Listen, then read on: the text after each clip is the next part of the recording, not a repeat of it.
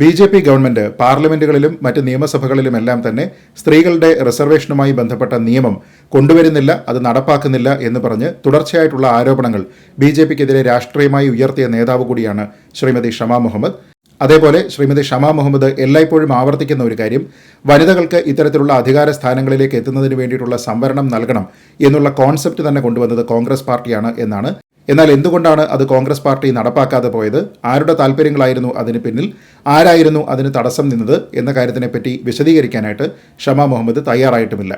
അപ്പോൾ ശ്രീമതി ഷമാ മുഹമ്മദിന്റെ വാക്കുകൾ പൂർണ്ണമായ അർത്ഥത്തിൽ ശരിയായിരുന്നുവെങ്കിൽ, കോൺഗ്രസിന്റെ എല്ലാ കാലത്തെയും താല്പര്യം എന്ന് പറയുന്നത് അതുതന്നെയായിരുന്നുവെങ്കിൽ, 2029 വരെ ഈ നിയമം വൈകിപ്പിക്കുകയാണ് എന്നുള്ള ഒരു ആക്ഷേപം ഉണ്ടായിരുന്നുവെങ്കിൽ, നിലവിലെ ലോക്സഭാ തെരഞ്ഞെടുപ്പുമായി ബന്ധപ്പെട്ട് കോൺഗ്രസിന്റെ സ്ഥാനാർത്ഥി പട്ടിക വരുന്ന സമയത്ത് അതിൽ 1/3 സ്ത്രീ പ്രാതിനിധ്യം നൽകണമായിരുന്നു. എല്ലാവർക്കും നമസ്കാരം. സ്ത്രീകളുടെ ഉന്നമനത്തിനും കൃത്യമായ രീതിയിലുള്ള പ്രാതിനിധ്യം ജനാധിപത്യത്തിന്റെ എല്ലാ സദസ്സുകളിലും ഉണ്ടാകണം എന്ന് വാദിക്കുകയും ചെയ്യുന്ന കോൺഗ്രസിന്റെ വക്താവാണ് ശ്രീമതി ഷമാ മുഹമ്മദ്.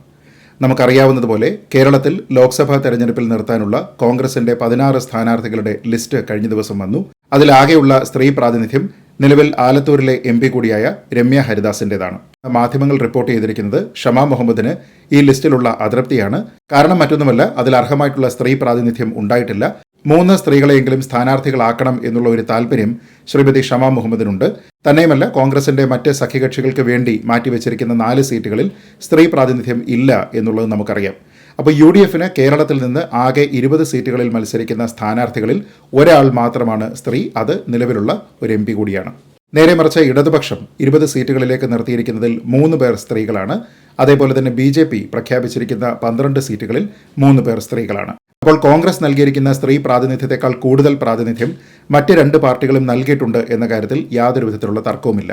എനിക്ക് ഈ വാർത്ത കണ്ടപ്പോൾ വലിയ കൗതുകം തോന്നി. കാരണം മറ്റൊന്നുമല്ല, ബി.ജെ.പി. ഗവൺമെന്റ് പാർലമെന്റുകളിലും മറ്റ് നിയമസഭകളിലുമെല്ലാം തന്നെ സ്ത്രീകളുടെ റിസർവേഷനുമായി ബന്ധപ്പെട്ട നിയമം കൊണ്ടുവരുന്നില്ല, അത് നടപ്പാക്കുന്നില്ല എന്ന് പറഞ്ഞ് തുടർച്ചയായിട്ടുള്ള ആരോപണങ്ങൾ ബി.ജെ.പിക്കെതിരെ രാഷ്ട്രീയമായി ഉയർത്തിയ നേതാവ് കൂടിയാണ് ശ്രീമതി ഷമാ മുഹമ്മദ്. അവസാനം ആ നിയമം 2023 പാസ്സാക്കുന്ന സമയത്ത് താൻ ത്രില്ലടിച്ചു എന്ന് ശ്രീമതി ഷമാ മുഹമ്മദ് പറഞ്ഞുവെങ്കിലും തനിക്കുണ്ടായിരുന്ന ആവേശം പെട്ടെന്ന് തന്നെ കെട്ടടങ്ങിയെന്നും, കാരണം 2029 വരെ ഇത്തരത്തിലുള്ള ഒരു റിസർവേഷൻ നൽകാനുള്ള സാധ്യത നിയമപ്രകാരം ഇല്ല എന്നുമാണ് ഷമാ മുഹമ്മദ് അന്ന് പറഞ്ഞിരുന്നത്. തന്നെയുമല്ല, മുതിർന്ന കോൺഗ്രസ് നേതാവ് ശ്രീമതി സോണിയാഗാന്ധിയും ഈ നിയമത്തിനെ സ്വാഗതം ചെയ്യുന്നു. പക്ഷേ അതേസമയം തന്നെ ഈ നിയമം ആദ്യമായി കൊണ്ടുവരാൻ ശ്രമിച്ചത് തങ്ങളാണ് എന്ന് അഭിപ്രായപ്പെട്ടിരുന്നു. തന്നെയുമല്ല, കഴിഞ്ഞ തവണത്തെ ഉത്തർപ്രദേശ് നിയമസഭാ തെരഞ്ഞെടുപ്പുമായി ബന്ധപ്പെട്ട് ആദ്യഘട്ടത്തിലേക്കുള്ള 125 കോൺഗ്രസ് സ്ഥാനാർത്ഥികളെ പ്രഖ്യാപിച്ചപ്പോൾ അതിൽ 40% സ്ത്രീ പ്രാതിനിധ്യമാണ്, അത് പ്രിയങ്ക ഗാന്ധിയുടെ താല്പര്യമാണ് എന്നൊക്കെ അഭിപ്രായപ്പെട്ടിരുന്നയാളാണ് ശ്രീമതി ഷമാ മുഹമ്മദ്. അതേപോലെ ശ്രീമതി ഷമാ മുഹമ്മദ് എല്ലായ്പ്പോഴും ആവർത്തിക്കുന്ന ഒരു കാര്യം, വനിതകൾക്ക് ഇത്തരത്തിലുള്ള അധികാര സ്ഥാനങ്ങളിലേക്ക് എത്തുന്നതിന് വേണ്ടിയിട്ടുള്ള സംവരണം നൽകണം എന്നുള്ള കോൺസെപ്റ്റ് തന്നെ കൊണ്ടുവന്നത് കോൺഗ്രസ് പാർട്ടിയാണ് എന്നാണ്. എന്നാൽ എന്തുകൊണ്ടാണ് അത് കോൺഗ്രസ് പാർട്ടി നടപ്പാക്കാതെ പോയത്, ആരുടെ താല്പര്യങ്ങളായിരുന്നു അതിന് പിന്നിൽ, ആരായിരുന്നു അതിന് തടസ്സം നിന്നത് എന്ന കാര്യത്തിനെപ്പറ്റി വിശദീകരിക്കാനായിട്ട് ഷമാ മുഹമ്മദ് തയ്യാറായിട്ടുമില്ല. നമ്മളിവിടെ ഒരു കാര്യം മനസ്സിലാക്കേണ്ടത്, നിയമപ്രകാരം ഡീലിമിറ്റേഷൻ, സെൻസസ് തുടങ്ങിയ കാര്യങ്ങളെല്ലാം പൂർത്തിയായതിനു ശേഷം 2029 അല്ലെങ്കിൽ അതിനുശേഷമുള്ള തെരഞ്ഞെടുപ്പുകളിലോ ആയിരിക്കാം ഇത്തരത്തിലുള്ള സ്ത്രീകളുടെ പ്രാതിനിധ്യം ഉറപ്പുവരുത്തുന്നത്. പക്ഷേ നിലവിൽ ഏതെങ്കിലും രാഷ്ട്രീയ പ്രസ്ഥാനങ്ങൾക്ക് 1/3 സീറ്റുകൾ സ്ത്രീകൾക്ക് നൽകണമെങ്കിൽ അക്കാര്യത്തിൽ യാതൊരു വിധത്തിലുള്ള തടസ്സവുമില്ല. അതായത് കോൺഗ്രസ് പാർട്ടിക്കോ BJPക്കോ CPMനോ മറ്റേതെങ്കിലും രാഷ്ട്രീയ പ്രസ്ഥാനങ്ങൾക്കോ ഏതെങ്കിലും ഒരു തെരഞ്ഞെടുപ്പുമായി ബന്ധപ്പെട്ട് അവരുടെ സ്ഥാനാർത്ഥി പട്ടിക പുറത്തിറക്കുമ്പോൾ അതിൽ 1/3 പ്രാതിനിധ്യം സ്ത്രീകൾക്ക് നൽകുന്നതിൽ നിലവിൽ യാതൊരു വിധത്തിലുള്ള തടസ്സവുമില്ല.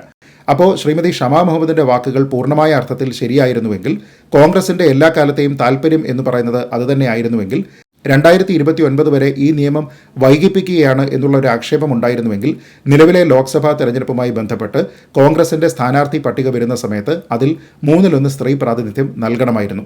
എന്നാൽ കേരളത്തിൽ പോലും അതുണ്ടായിട്ടില്ല. കേരളത്തിൽ പോലും എന്ന് ഞാൻ പറയാൻ കാര്യം, നിലവിൽ ലോക്സഭയിലേക്ക് ഏറ്റവും കൂടുതൽ കോൺഗ്രസ് MPമാരെ സംഭാവന ചെയ്തിരിക്കുന്ന ഒരു സംസ്ഥാനമാണ് കേരളം എന്നതുകൊണ്ടാണ് ഇവിടെ പോലും നിലവിലുള്ള ഒരു MP മാത്രമാണ് ഈ സ്ഥാനാർത്ഥി പട്ടികയിൽ സ്ഥാനം പിടിച്ചത്. കഴിഞ്ഞ തവണ ആലപ്പുഴയിൽ മത്സരിച്ചിരുന്ന ഷാനിമോൾ ഉസ്മാൻ എന്ന സ്ഥാനാർത്ഥിയെ പോലും ഇത്തവണ അവർ ഒഴിവാക്കിയിട്ടുണ്ട്. ചുരുക്കി പറഞ്ഞാൽ, കേരളത്തിലെ സ്ഥാനാർത്ഥി നിർണയവുമായി ബന്ധപ്പെട്ട് ശ്രീമതി ഷമാ മുഹമ്മദിന്റെ അഭിപ്രായം സാധുതയുള്ളതാണ് എങ്കിൽ പോലും കോൺഗ്രസ് പാർട്ടി വനിതാ സംവരണത്തിന് വേണ്ടി എല്ലാ കാലവും ആത്മാർത്ഥമായി പരിശ്രമിച്ചിരുന്നു എന്നുള്ളവരുടെ പ്രസ്താവന പൂർണ്ണമായും തെറ്റാണ്. അതുകൊണ്ട് ഇത്തരത്തിലുള്ള യാഥാർത്ഥ്യങ്ങളിലേക്ക് ശ്രീമതി ഷമാ മുഹമ്മദ് ഇനിയെങ്കിലും ഉണരണമെന്നുള്ള ഒരു അഭ്യർത്ഥനയോടുകൂടി ഈ വീഡിയോ അവസാനിപ്പിക്കുന്നു. ജയ് ഹിന്ദ്.